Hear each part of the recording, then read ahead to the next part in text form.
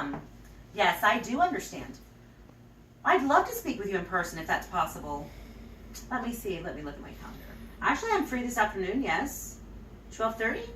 Yes, that sounds great. I look forward to meeting with you. Thank you. Hi, Sherlyn. Yes. Michelle, hi. Nice to meet you. Would you like to have a seat? Sure. Okay. Thank you. It's a pleasure to meet you. So glad I get to put your face to your name. Would you like some water? Please. I'm so thirsty. Absolutely. Give me 1 minute. Here you go. Thank you so much. Okay. It's a pleasure to meet you. Put your face to your name. Hopefully I can help you in any decisions by helping, I can help in your decision process by maybe answering whatever questions you may have about hospice. Thank you. I'm hoping you can help me as well, Michelle. Okay, well just get comfortable and maybe you could start by telling me exactly what you need. Well, I wrote some notes down to see so I don't forget what I want to ask. Absolutely. I'd like to tell you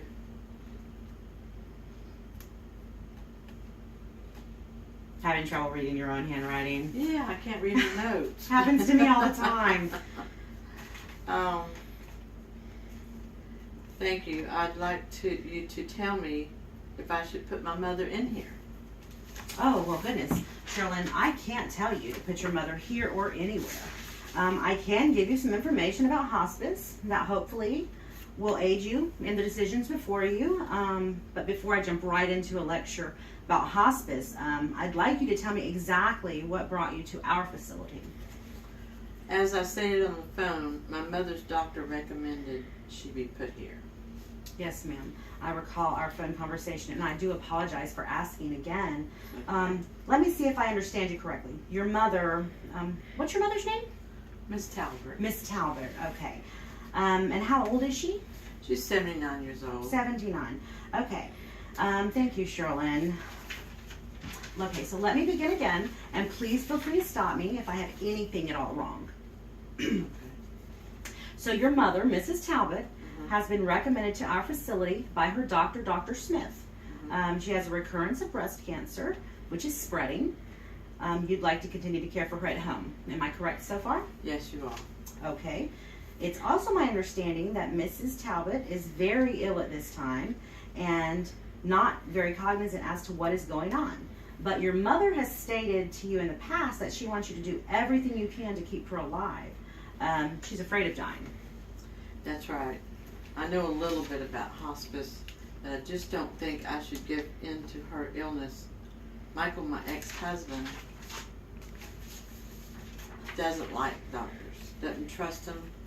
His suspicions make me worry. I already feel I should care for her on my own at home.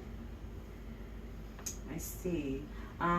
Is Michael able to help you with your mother's care? No, he lives 300 miles away. We do have a supportive friendship. We have 3 children, ages 11, 14, and 17. I'm sure he would help if he could. Okay.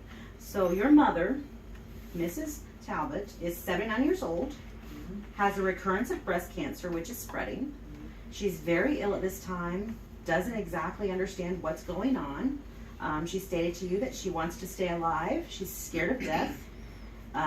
Your ex is suspicious of doctors, does not trust Dr. Smith at all.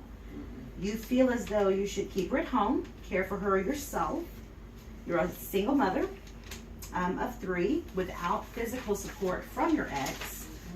Do I have everything correct thus far? Yes, you do. Okay. I'd like for you to tell me giving all of that, what you need from me. I want you to tell me what the right thing to do. Well, Sherlyn, I can't tell you what's right for you. What's right for you may not be right for someone else. You mentioned earlier that you know a little about hospice. Would you care to share with me what you know about hospice? Okay. Hospice makes death come sooner. It's giving up hope. I think it's better to fight for life. In reality, hospice neither hastens nor postpones dying. The aim is to improve the quality of remaining life so patients can enjoy time with family and friends and experience a natural, pain-free death. In some cases, hospital care can extend life, and most terminally ill patients experience less anxiety by refocusing hope on what might be realistically achieved in the time remaining. If continuing uncomfortable and painful curative treatment for an illness is fruitless, hospice patients benefit more from having their symptoms treated instead. I heard that a hospice patient who shows a sign of recovery can't return to regular medical treatment. Well, actually, Sherlyn, if a patient's condition improves, they can be discharged from hospice and return to curative treatment or resume their daily lives. If need be, they can later return to hospice care. Oh. Someone told me that a hospice patient can't change their mind and return to the curative treatment. But even if their prognosis hasn't changed, is that true? No, not at all. A patient can go on and off hospice care as needed, or if they just change their mind and decide to return to curative treatment. They may also enter the hospital for certain types of treatment if it involves improving their quality of life. Okay, what about the length of time? Is 6 months the maximum time allowed? No, ma'am. In the United States, many insurance companies, as well as the Medicare hospice benefit, require that a terminally ill patient has a prognosis of 6 months or less, or, let me back up. They require that a patient have a prognosis of 6 months or less to start hospice, but a patient can receive hospital care for as long as necessary. Okay, so I either put my mother here or keep her at home alone. Actually, Sherlyn, there is another option. Hospice offers at-home care as well as inpatient care.